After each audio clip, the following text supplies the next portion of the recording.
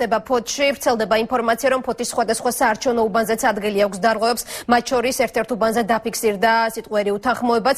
ლაშა ზარგინავა ჩაგვართვება ახლა პირდაპირ ეთერში ფოთიდან. ლაშა, რა მდგომარეობა ამ დროისთვის ფოთში? თავდაპირველად მე გაგაცნობთ შედეგებს, რომელიც საოლქო კომისიამ სულ რამოდენიმე წუთის წინ მოგვაწოდა. 22,123 ადამიანმა დააფიქსირა 17 საათის მონაცემები თავისი არჩევანი სხვადასხვა უბნებზე, რაც საოლქო კომისიის ინფორმაციით 52.6%-ია. 17 საათის მონაცემებით ასევე 21 საჩივარია საოლქო კომისიაში შესული, მათი შინაარსი ერთმანეთისგან განსხვავებულია.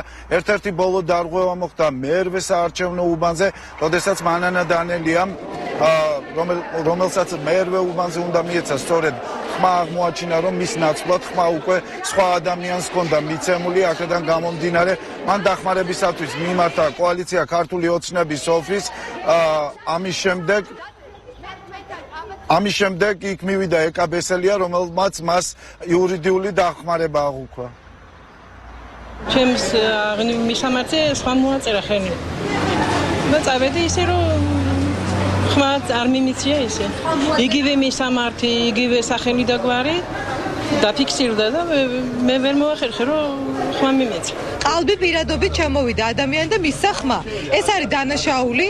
შესაბამისად, ოდესაც ეს უბანი დაიხურება, დაითვლება და გამოძიება ჩატარდება, ეს იქნება ერთ-ერთი შემთხვევა, რომელსაც აუცილებლად პასუხს აღებს ის, ვინც ეს გაყალბება ჩაიდიდა.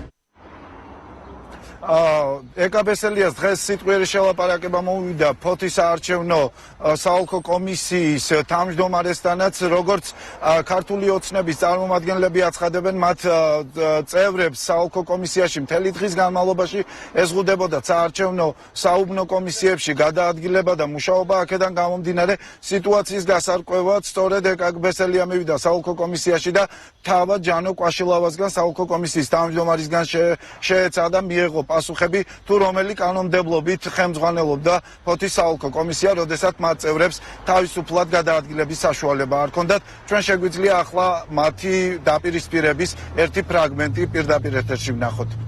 მიხარით საწეია, რომ ჩვენ წარმომადგენელს არ აქვს უფლება შევიდოს უბანზე. მიიღებთ დოკუმენტალურად? არა, უკაცრავად. გამეცით ჯერ პასუხი, ჯერ გამეცით. დოკუმენტალურად მიიღებთ. თქვენს მიერ მიღებული გადაწყვეტილება კანონზე მაღლა არ დგას. თქვენ არ აქვს უფლება. ხო არა გაქვთ. თქვენ არ აქვს უფლება ჩვენ წარმომადგენლებს ხელი შეუშალოთ. ჩვენ არ არის ხელს არ არის. პასუხს აგებთ, როგორც კი კანონს დაარღვევთ. მე თქვენ გავხილეთ.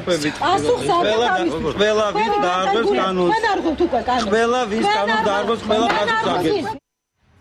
ჩვენ ახლა ვიმყოფებდი ფოთის მე-11 საარჩევნო უბნის მიმდებარე ტერიტორიაზე, სადაც დაახლოებით 1 საათის წინ გამოჩნდა პრეზიდენტ სააკაშვილის ესკორტი, თუმცა მეცხრე არხის მანქანის გამოჩენის შემდეგ პრეზიდენტი, რომელიც მანქანიდან სულ რამოდენიმე წამის გადმოსული იყო, ისევ მანქანაში შებრუნდა და დატოვა მიმდებარე ტერიტორია. ამის შემდეგ ჩვენ შევეცადეთ გაგვერკვია, თუ რა მიზნით იყო პრეზიდენტი სააკაშვილი დღეს ფოთში ჩამოსული. ჩვენ მისი ვენფრენები დავაფიქსირეთ ფოთის ცენტრალურ სტადიონზე, თუმცა ადგილობრივი თვითმმართველობის წარმომადგენლებისგან, ვინც დღეს პრეზიდენტს ახლდა, ჩვენ ვერ მივიღეთ ვერანაირი ინფორმაცია მისი ვიზიტის შესახებ. აქედან გამომდინარე, პრეზიდენტის ფოთში ჩამოსვლა ის დარჩა გასაიდუმლოებული.